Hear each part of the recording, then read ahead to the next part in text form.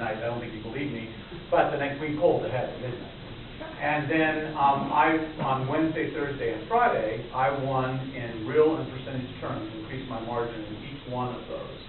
And I was talking to Dan Evans, former Governor Evans, and Dan said, Bill, if you've increased your margin in real and percentage terms 3 consecutive counts after Election Day, so Barbara and I, we have a little small ranch up in the Okanagan. We went up there just to crash.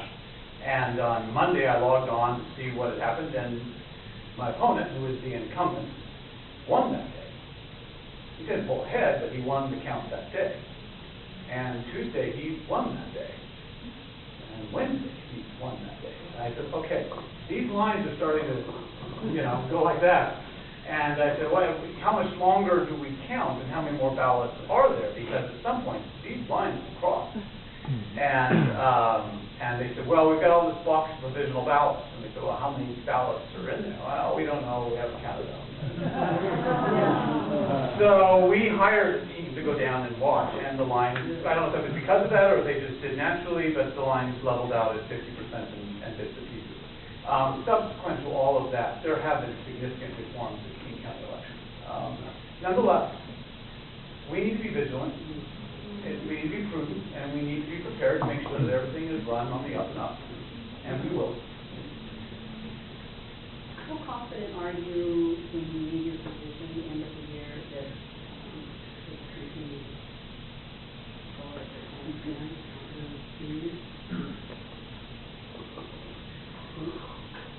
I don't know. What's the question? Well, the question was, how confident am I that when I leave the Corps Commission that fiscal responsibility will carry through? I don't know. Now, in their defense, they may have to raise taxes in a few years to pay for some of these investments that we need to keep those ships here. And what I actually argued was, we should, and I argued with my colleagues this last week when we passed this year's budget, let's cut it again, so that if you guys in a few years have to go out for a tax increase to pay for these investments, you can say, when we could, we cut taxes. And we held them flat and we were prudent. And now we actually need it. And I think we would have more credibility, having cut it for years, to go out and say, now we need it. I hope they will continue with that while I'm gone. Bill? With that statement, what I'm hearing you say is you probably aren't going to sign I'll never raise taxes. And the reason I ask that is I moved to this state 12 years ago, 13 years ago, whatever it was, 2004. I lose track of time. And I moved from Idaho, where I had a state income tax, and my property tax was higher, and where my license tabs were the same cost. And the only difference that I found in the tax structure here rather than in the state of Idaho is the rather odious business compensation tax.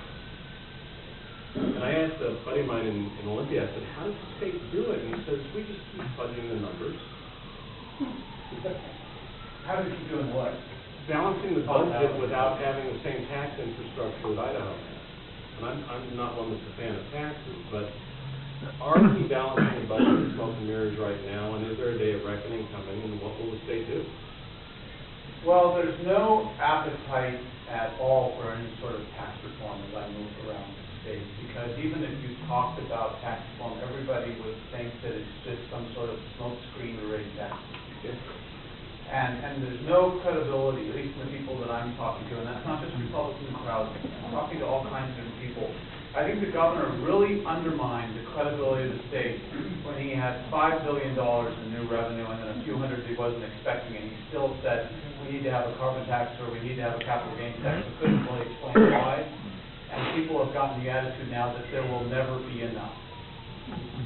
And I think that if we want to even talk about reforming B&O or something, we're going to have to do that after we have demonstrated to the people that we can live within our means, and that we're going to spend their money prudently, and that we are actually very aware that this money is not ours, it's yours. And if we do that for a few years, then maybe we can have a conversation about something else. But I don't think until we restore some credibility, it's not going to be possible to have any discussion about tax law. Does that mean spending cuts via the governor? I think what you have to do is take it deeper than that. You need to step back, which has not happened in over 30 years. Gary Locke did it a little bit, but not the way that I would like. I think we need to step back and ask ourselves, what are the most essential services and protections the state government ought to provide? In each of the sort of the basic areas. And then they say, okay, and forget about the bureaucracy that we've got. Given 21st century technology, what's the best way to deliver those services and those protections? We might find out we come up with a very different looking bureaucracy than the one we inherited from the 1960s and the 1970s that were largely built around the IBM electric typewriter. So let's figure out how we can deliver services to people and protections that the state needs to provide in an efficient way given the technology, and then see how much it costs. I think you'll find we can do it more efficiently than we are right now. I want to talk about what we should be spending money on and what our priorities are long before I start talking about how much money we have to spend, which is why it's always baffling to me the legislature can't put together a budget until they get revenue forecasts. Like, well, you should figure out how much money you need to do what you think you need to do, and then if the revenue forecast comes in and it's less than that, you have to make adjustments. But you don't have to spend it all.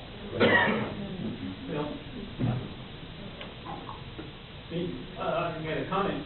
If you watch the Democratic National debate last Saturday night, we don't have enough money. Everything was free to the people on that stage who were giving away everything. So we haven't seen the bottom of the barrel. How would you handle the state Supreme Court mandating our legislature on public school funding? Charter. What was that? Charter school. It wasn't just charter school. No, it was not. There's two different decisions there. There's McCleary and there's the charter school decision. There's different decisions. The McCleary decision was actually about equity, not funding levels. The original decision was about equity. Yeah. You would not know that given the way the court has reinterpreted their own decision. But what they originally were saying was that because the state has defunded K-12 education over the previous 30 years, the levies were being used to provide basic education services to kids. And that was against the Constitution, where the paramount responsibility of the state was to provide for education.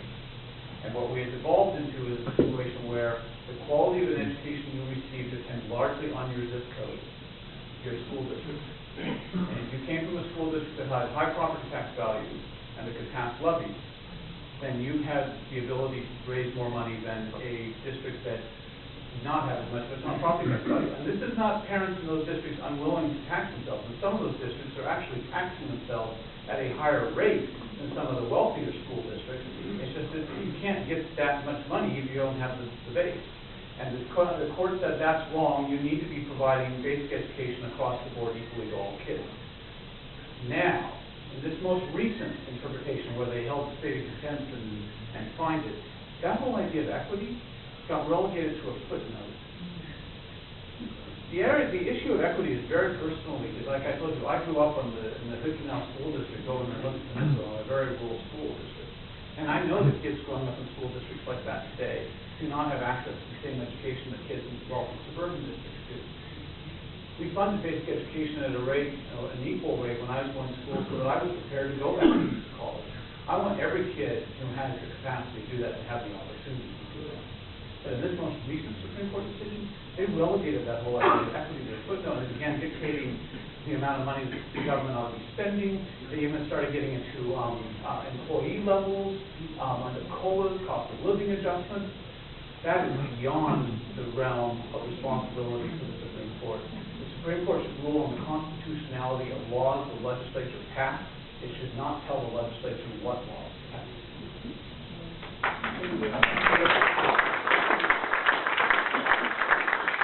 Who's going to tell them that? Yeah. We need the government to tell them. Voters. And the voters need to tell the government that. It's fixing our education system. This is very personal. Maybe you guys go to my website and look at the announcement video I did in May when I announced. You'll see my personal story and why having a good quality education is important to me. It's part of my family story. And I'm concerned that we have a situation now where we have an education system that is failing too many kids. 25% of our ninth graders in Washington State will not graduate from high school. In the urban areas in Seattle, it's as high as 30%. If you disaggregate the data and you look at kids that are coming from communities of color, it's even higher.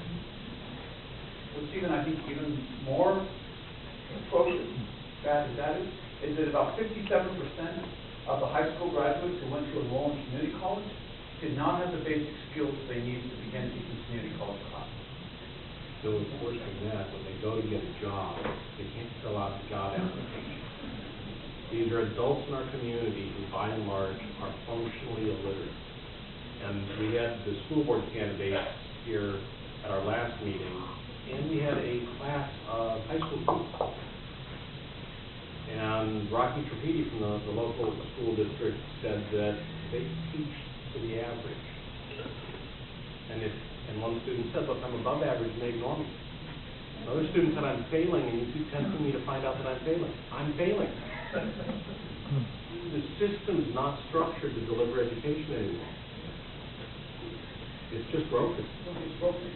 And it's morally wrong to leave that many kids behind, and it's undermining our economy. Yeah. For years past, our state trust land is forest land. And I believe it's in the Constitution that proceeds from harvest go to education. Yet, our inimitable public lands guy, Goldmark, sees fit to close those lands, not only to the public, but to the forest. Is there any way, besides getting rid of him, that we kind of get back to good agriculture, forest agriculture, and make those profitable and use them for what they're supposed to be? Yeah, I think in the last 2 years of fire up north has made it clear that we need to reevaluate how we're managing our public land. And this is personal for me. We were evacuated this year. We've always been fine the last few years, but we know people who have lost, everything.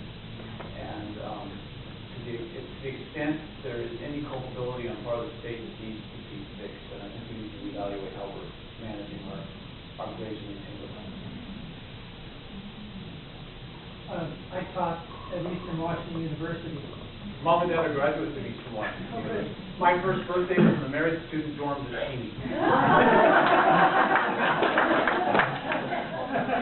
And I taught in the technology department, and we had students from all over the world. And it was very apparent that American students were not prepared, especially in mathematics, to enter that program. They always had to take prerequisites, whereas other students throughout the world, talking about China and Japan and some of the urban countries, were capable. And that was one of the things that really impressed me about that. I'm not assigning blame to anyone. I'm just telling you how I view the fact, and that disturbed me a great deal. It disturbed me so much that when I retired, the first thing I did is went over to University High School and volunteered in the lowest mathematics grade as a to assist the teacher, because they need help. They need help. In the back. I've got several questions I'd like you to discuss. One thing about education is Common Core. What does that have to do with education? Washington State was one of the first states to sign on to Obama's health care, and I'd like to hear you speak on that. And I'd like to, with the things that have been happening in the last few days, I'd like to know what you think about the refugee resettlement program. My gosh, you give me three.